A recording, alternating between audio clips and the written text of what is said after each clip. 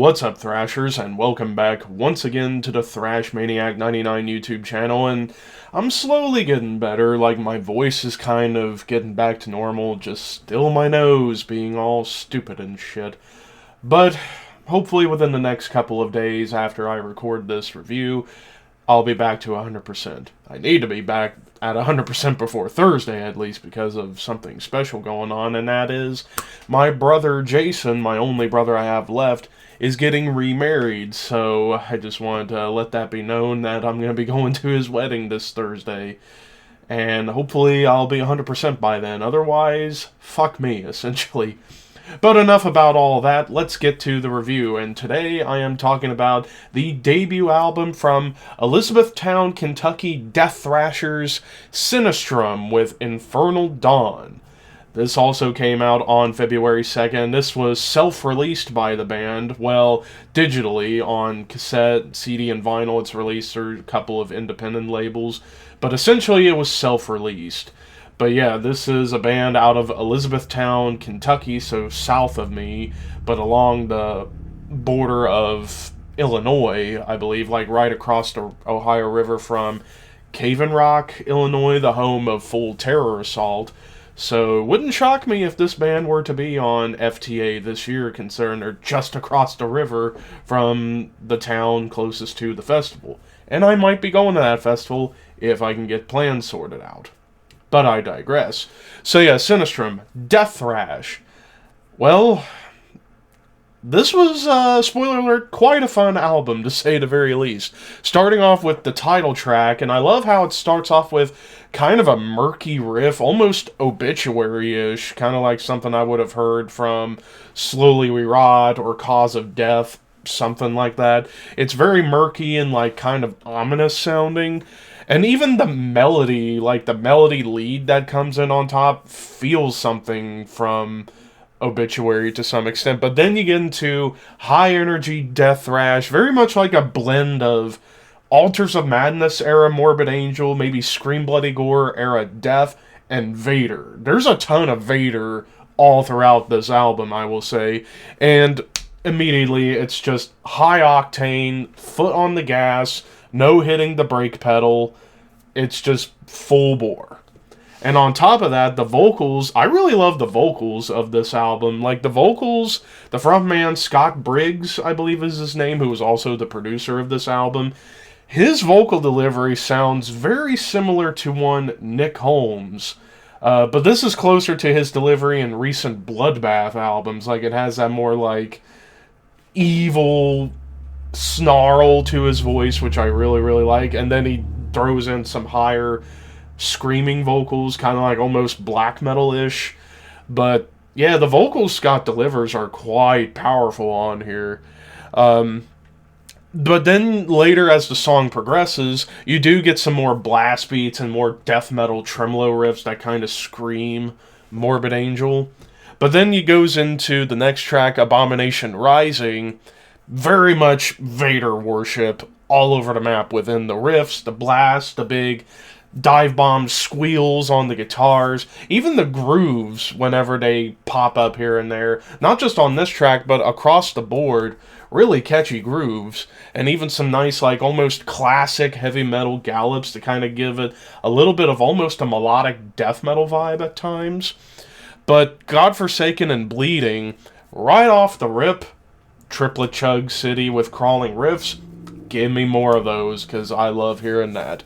And it's very Morbid Angel-esque, but then it goes from like the death metal Morbid Angel worship into, dare I say, Exodus-style riffing, because these riffs, they very much harken back to like Bay Area thrash to some extent, but even some like more atonal melodies even kind of sneak their way in a little bit. And then I love one thing about this album that I really, really liked was the leads. They can range from the Slayer dive bombs and squeals to being very melodic and even shred-tastic and with some harmonies thrown in too. Like here in Godforsaken and Bleeding, great trade-offs with the guitarists on the solos, which I really, really, really appreciate.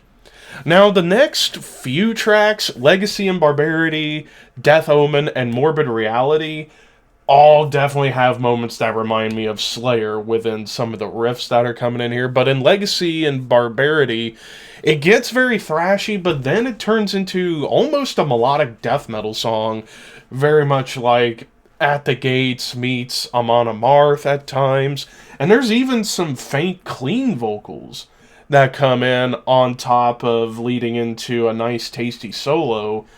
And the cleans, I actually thought were not bad, even though, again, they're hard to kind of tell because they're kind of more in the background during the bridge of this track, but still, really, really solid clean vocals. Like, hopefully if we get another album from this band, Scott can actually experiment a little bit more with some more clean vocals on certain parts where it gets more melodic. But then Death Omen, great bass line to start before you get right into some Slayer-type riffs.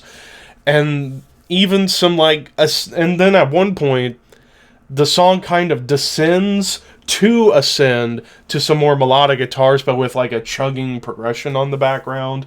And then in Morbid Reality, it starts off, dare I say, almost like Immolation with the more atonal guitars that start the song off before it leads you directly into more Slayer. And then even when the guitar solo comes in, as it's building, the riff that's on top of it made me think of Orion. This was almost like their version of Orion to some extent, which was really, really nice. Now we get into Deus Mortis. This song, to me, almost feels like what would happen if Mastodon were a thrash band.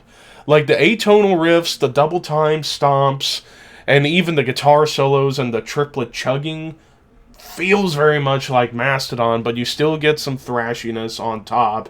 But it feels like if Mastodon were a thrash band. That's kind of the vibe I got from this track.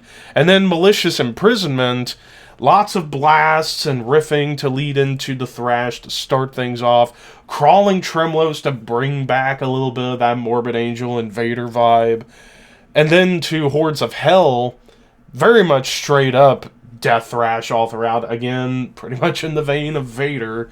I know I say Vader a lot because Vader's pretty much like the big band I kind of get hints of across the board on this entire album. But then the chugging breakdown with the dive bombs that comes towards the end made me think of Shadows Fall to some extent.